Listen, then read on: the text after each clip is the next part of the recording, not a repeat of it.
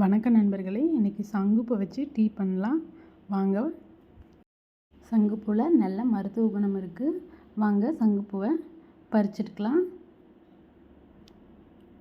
இந்த அளவுக்கு ஒரு 10 பூ அளவுக்கு பறிச்செடுத்துக்கலாம். 10 பூவை பறிச்செடுத்துட்டோம். பூவை நல்லா தண்ணியில் வாஷ் பண்ணி எடுத்துக்கலாம்.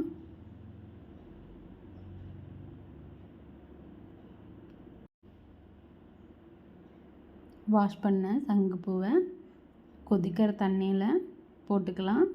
இந்த மாதிரி பபிள்ஸ் வர கொதிக்கும் போது சங்குப்பூவை போட்டுக்கலாம். போட்டதும் நல்லா இந்த மாதிரி கொதிக்க ஆரம்பிக்கும். கொதிக்கும்போது அதில் இருக்க கலர்லாம் இறங்கும். கொதிக்கும்போது ஒரு அரை துண்டு அளவுக்கு இஞ்சி சேர்த்துக்கலாம்.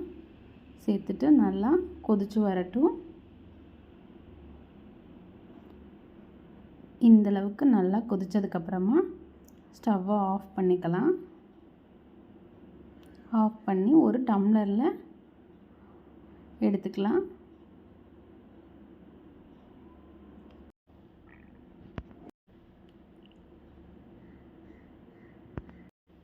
ரெண்டு டம்ளரில் எடுத்துருக்கோம். எடுத்துட்டு ஒரு டம்ளரில் லெமன் ஆட் பண்ணிக்கலாம்.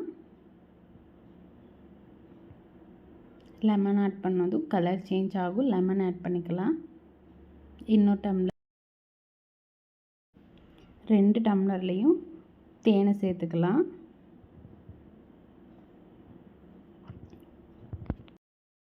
உங்களுக்கு இந்த வீடியோ பிடிச்சிருந்தா பயனுள்ளதாக இருந்துச்சுன்னா